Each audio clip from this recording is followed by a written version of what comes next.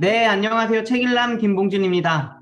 저번에 데일 카네기 인간관계론에 대해서 한번 읽어드렸는데 너무 내용이 좋더라고요. 그래서 이번에 책을 읽으면서 두 번째 챕터를 가져나왔어요.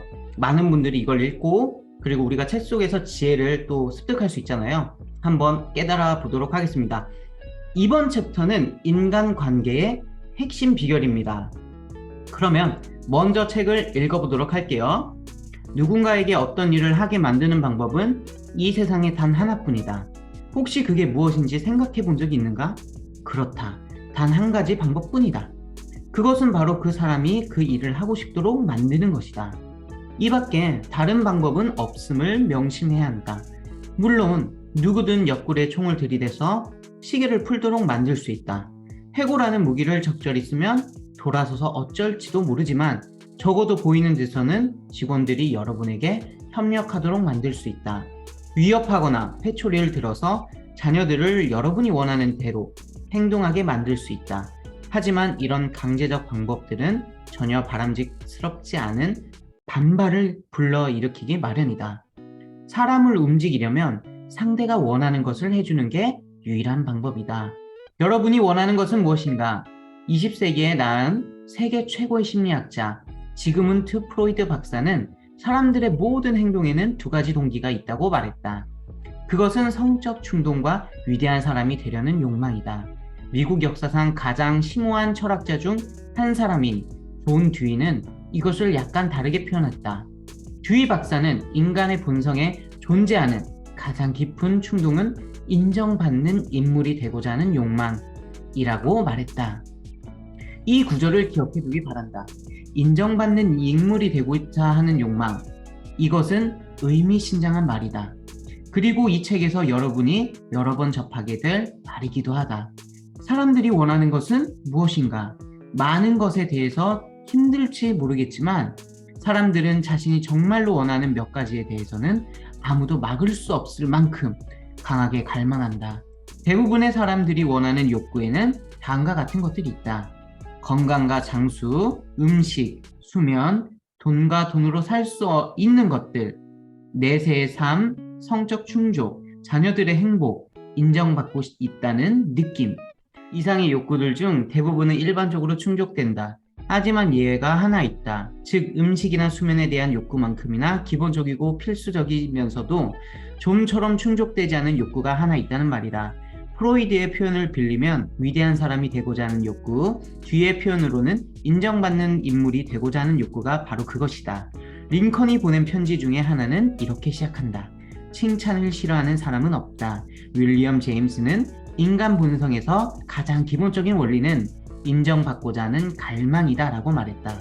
주목해야 할 것은 그가 인정받고자 하는 소망이나 욕구, 바람이라고 하지 않고 갈망이라고 했다는 점이다. 이것이야말로 결코 참을 수 없는 그리고 절대 사라지지 않는 인간적인 갈구다. 이러한 심적 갈구를 제대로 충족시켜주는 소수의 사람은 사람들을 자신이 원하는 대로 움직일 수 있으며 심지어는 장의사조차 그의 죽음을 아쉬워할 것이다. 자신의 가치를 인정받고자 하는 욕망은 인간과 동물을 구분해주는 중요한 차이점 중에 하나다. 예를 들기 위해 내 얘기를 하나 하겠다. 나는 어려서 미주리 주 외곽에 있던 농장에서 아버지 일을 도우며 자랐다. 아버지는 당시 괜찮은 두룩저지종 돼지들과 혈통이 좋은 흰머리 소를 사육하고 있었다. 우리는 중서부 각지의 축제와 가축품평회에 우리가 기르는 돼지와 흰머리 소를 출품했고 1등 상도 수십 차례 받았다.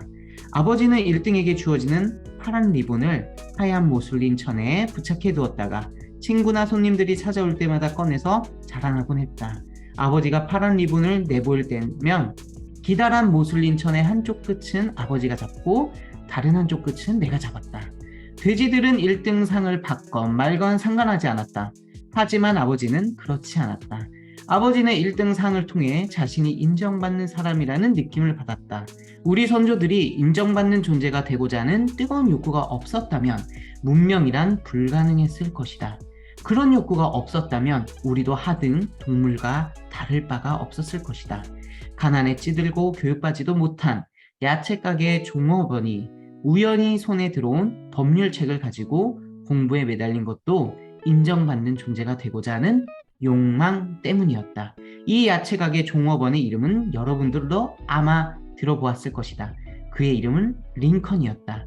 찰스 디킨스로 하여금 자신의 불멸의 소설을 쓰도록 영감을 불어넣은 것도 19세기 영국의 건축가 크리스토퍼 랭경에게 위대한 석조 건축물을 설계하게 만든 것도 록펠러에게 평생 쓸 수 없을 만큼 부를 축적하도록 만든 것도 인정받는 존재가 되고자 하는 바로 이 욕망이었다.